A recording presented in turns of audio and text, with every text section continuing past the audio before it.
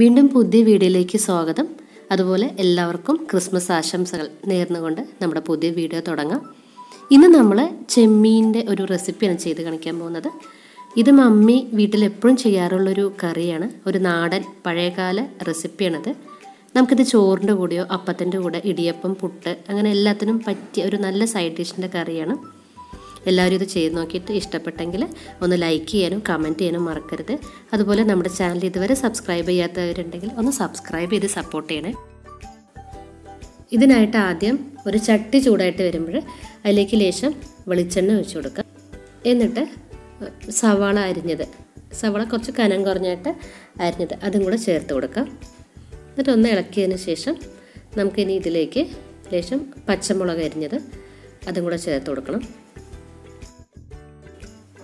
പിന്നീട് ഇഞ്ചിയും വെളുത്തുള്ളിയും നീളത്തിലരിഞ്ഞത് അതും കൂടെ ചേർത്തിട്ട് നന്നായിട്ട് ഒന്ന് മൂപ്പിച്ചെടുക്കുക. സവാള മൂത്ത് വരുന്ന സമയം കൊണ്ട് നമുക്ക് വേറൊരു കാര്യം കൂടി ചെയ്യാനുണ്ട്. ഇത് തേങ്ങാപ്പാലാണ്. തേങ്ങാപ്പാലിൻ്റെ രണ്ടാം പാലാണ്. ഈ രണ്ടാം പാലിലേക്ക് നമ്മൾ ഒരു നാരങ്ങ വലുപ്പത്തിലുള്ള വാളംപുളി അത് ചേർത്ത് കൊടുക്കുക. അത് ചേർത്തിട്ട് ഈ തേങ്ങാപ്പാലിൽ തന്നെ ഈ പുളി നന്നായിട്ട് പിഴിഞ്ഞെടുക്കണം. അപ്പോൾ പുളിയുടെ സത്തൊക്കെ നന്നായിട്ട് ഈ പാലിൽ ഇറങ്ങി വരണം. നമ്മൾ അഡീഷണലായിട്ട് വേറെ വെള്ളമൊന്നും ചേർക്കാതെയാണ് ഈ തേങ്ങാപ്പാലിൽ തന്നെയാണ് നമ്മൾ പ്രോൺസ് വേവിച്ചെടുക്കുന്നത്. അപ്പോൾ അതിനൊരു പ്രത്യേക നല്ലൊരു ടേസ്റ്റാണ് നമ്മുടെ കറിക്ക് വരുന്നത്.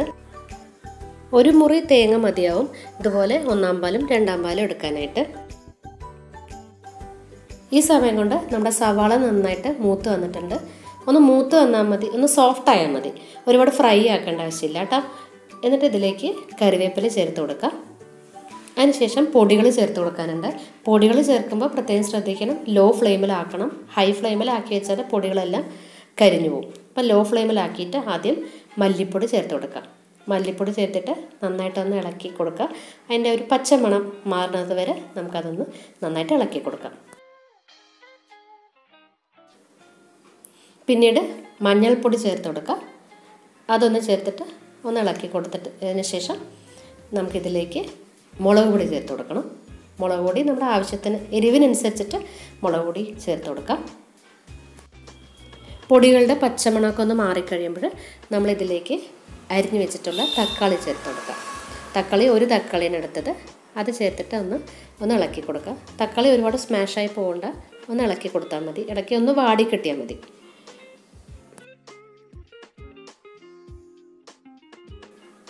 എന്നിട്ട് ഇതിലേക്ക് നമ്മൾ എടുത്ത് വെച്ചിട്ടുള്ള തേങ്ങാപ്പാലും ആ പുളി പിഴിഞ്ഞ ആ തേങ്ങാപ്പാലുണ്ട് രണ്ടാം പാല് അത് ഇതിലേക്ക് ചേർത്ത് കൊടുക്കാം. അത് ചേർത്തിട്ട് നന്നായിട്ടൊന്ന് ഇളക്കി കൊടുക്കണം. അതുപോലെ ഗ്യാസും ഒരു ലോ ഫ്ലെയിമിൽ തന്നെ വെച്ചിട്ട് നന്നായിട്ടൊന്ന് ഇളക്കി കൊടുക്കാം.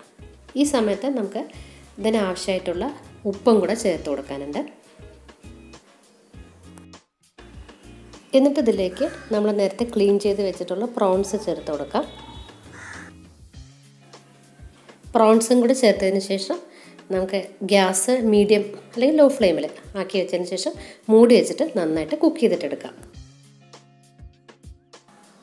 നമ്മുടെ പ്രോൺസ് എല്ലാം നന്നായിട്ട് കുക്കായിട്ട് വന്നിട്ടുണ്ട്.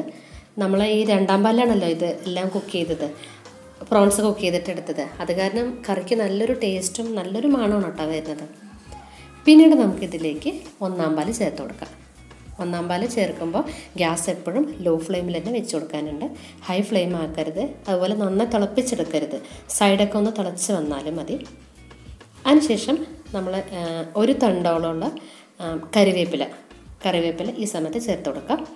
കറിവേപ്പില ചേർക്കുമ്പോഴാണ് വീണ്ടും ഒരു നല്ലൊരു മണം വരും. കറിവേപ്പില ചേർക്കുക. അതിനുശേഷം നമുക്ക് ഒരു സ്പൂണോളം പച്ച വെളിച്ചെണ്ണ അതുകൂടെ ചേർത്തിട്ട് പിന്നീട് സൈഡൊന്ന് തിളച്ച് വരുമ്പോൾ നമുക്ക് ഗ്യാസ് ഓഫ് ആക്കാം.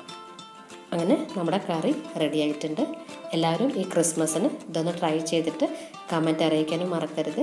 അതുപോലെ ഫ്രണ്ട്സിനും റിലേറ്റീവ്സിനും ഷെയർ ചെയ്ത് കൊടുക്കാനും മറക്കരുത്. നമുക്ക് പുതിയ നല്ല നല്ല വീഡിയോസായിട്ട് ഉടനെ കാണാവുന്നതാണ്. Thanks for watching. ബൈ.